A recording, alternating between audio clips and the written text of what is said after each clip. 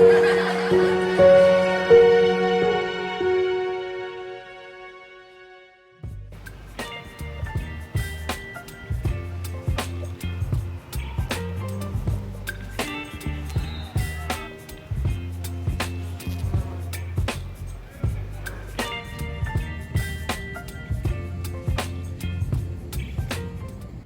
guys, Eric here in the school garden. Welcome back to our channel. If you're new to the channel, welcome. I'm Eric, one of the education specialists for Easton Bank's Learning and Life Center, and welcome to one of the gardens that we oversee. Before I forget, thank you to all of you all that have already subscribed to the channel and liked the videos. You love our content. Thanks so much.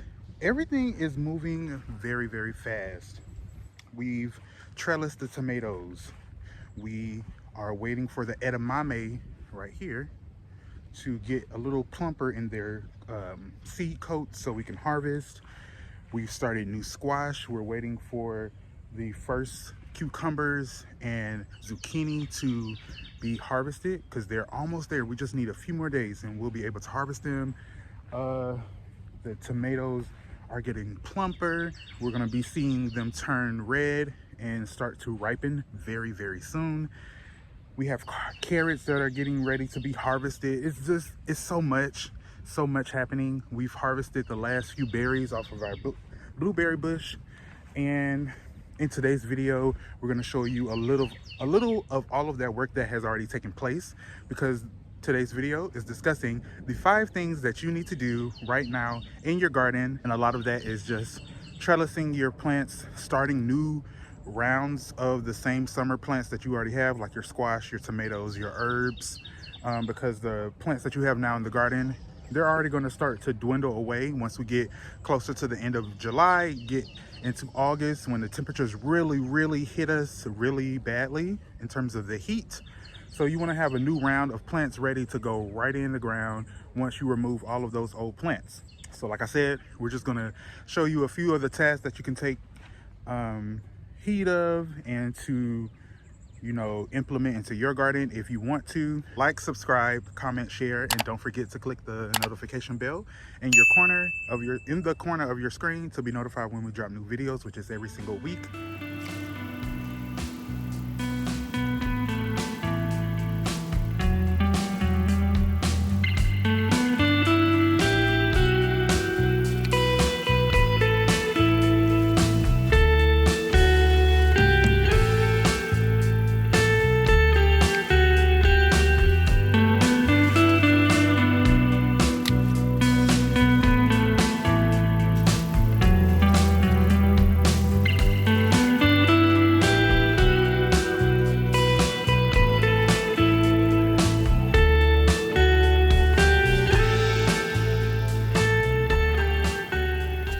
Tomatoes are no longer leaning over here like they were previously.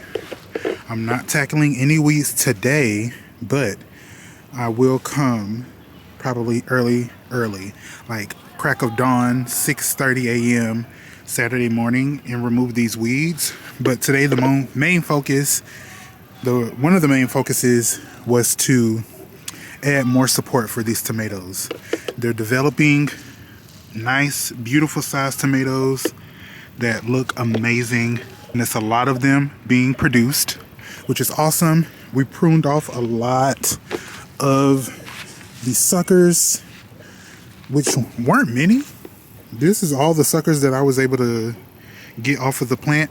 This is the second time we've pruned these tomatoes, so keep in mind, as you prune your tomatoes, you will have to prune less and less, or not prune less and less, but deal with less disease, less pest pressure, because you're allowing the plants to breathe.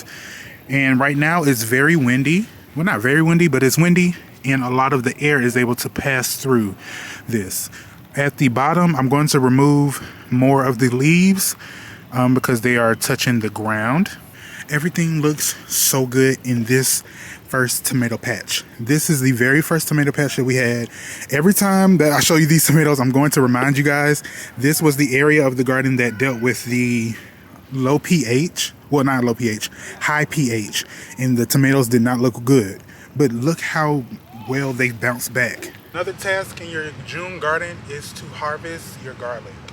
If you haven't already started, I would suggest you start looking at your garlic and checking to see if it's starting to brown. And if the leaves on the garlic is turning brown, then that's your sign to go ahead and harvest your garlic. You can even harvest your garlic when it's this size as well. Harvesting your garlic, you're primarily wanting it to start getting brown so it will last longer after you cure it. So curing again is just letting it sit in a cool, dry place with no sunshine and just letting it sit and dry out. After it's dried out for about 2 weeks, you're gonna then cut the roots away and cut all of the brown material away, and then you'll be left with your garlic clove, not clove, but the garlic bulb.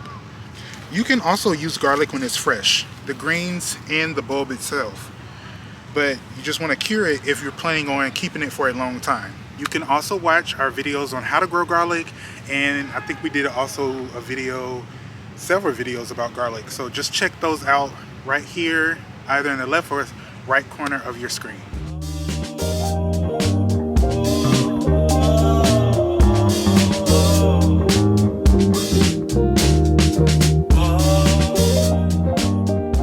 These are the type of bulbs we're looking for. The bigger ones, this is what I was hoping for, which is perfect.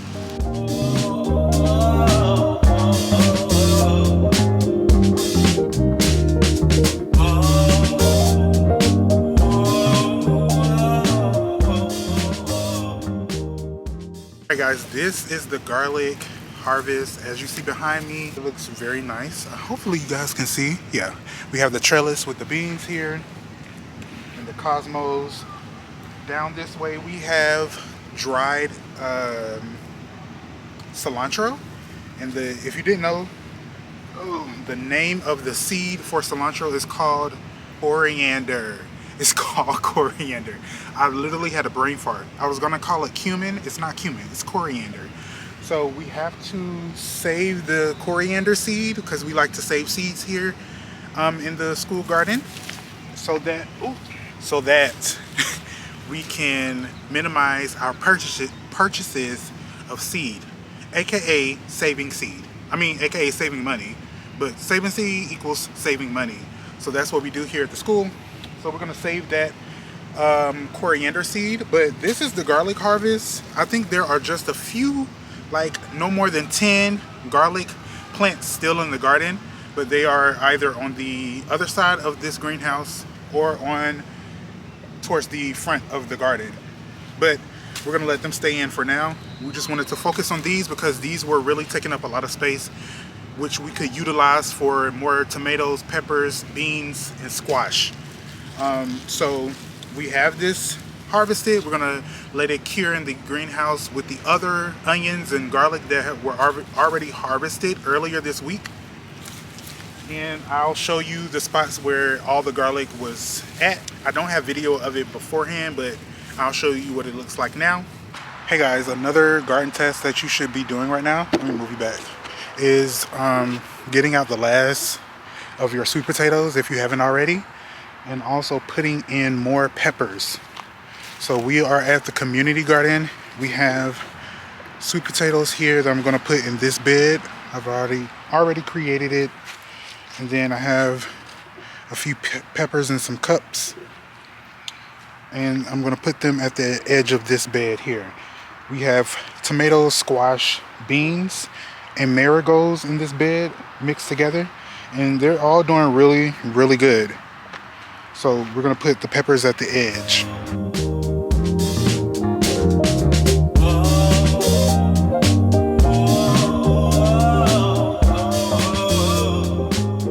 The sweet potatoes are in.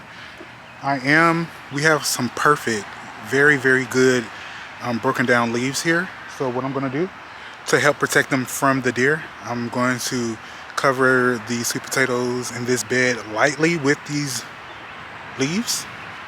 I am gonna come probably tomorrow and put some vinegar it's going to be vinegar, white vinegar, but it's going to be like a little watered down. And I'm going to put it around the perimeter of the garden. That's what I've done this past week. That's why this bed and this part of the garden has not been touched by deer.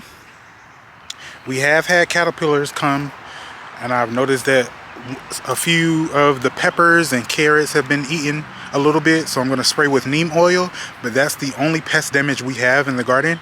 As you already know, we regularly have dealt with deer before, many times here at the community garden, and it's been devastating, but we've finally found a remedy for that, which is using vinegar watered down with water, of course, and just lightly putting it around the garden. It tends to keep pests like the deer away. We've put it on the plants here and they didn't really like it, and I also put it on my blackberry at home and I killed a little bit of the plant. So do not put the water / vinegar on your plants. You can burn them.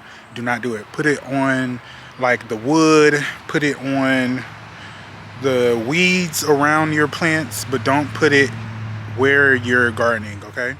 The last task for you to do in your garden is to make sure that you are staying on top of the pest pressure in your garden. This is the first year that we've dealt with Japanese beetles, and we've made sure to remove them completely from the garden every time we visit the garden. So make sure that you're doing that. Thank you guys so much for watching today's video. We hope you learned something out of the time that you've been here with us. Make sure to click the link in the description box to find out how you can support our programming and our channel through the purchase of our merch at our storefront. The link is in the description box. Also, check out our social media profiles. We can be found on Instagram and Facebook at EBLLCINC and on TikTok at Project Grape.